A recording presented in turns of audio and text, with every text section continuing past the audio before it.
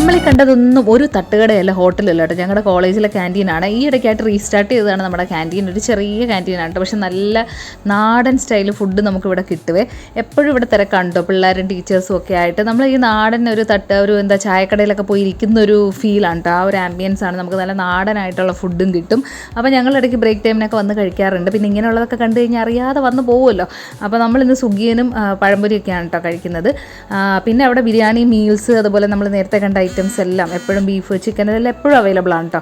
അപ്പോൾ കണ്ടോ അതിൻ്റെ ഒരു ആംബിയൻസ് തന്നെ ഒരു നാടൻ ചായക്കടയിലൊക്കെ വന്നിരിക്കുന്ന പോലെയാണ്. എപ്പോഴും ആളും തിരക്കുമാണ് കേട്ടോ. അതുപോലെ പെട്ടെന്ന് തീർന്നുകൊണ്ടിരിക്കും. അപ്പോൾ പുതിയ വെറൈറ്റി ഐറ്റംസ് വന്നുകൊണ്ടിരിക്കും. ഈ ഒരു ഇഞ്ചി എന്ന് പറയുന്ന ഡ്രിങ്ക് എനിക്ക് ഭയങ്കര ഇഷ്ടമാണ് കേട്ടോ.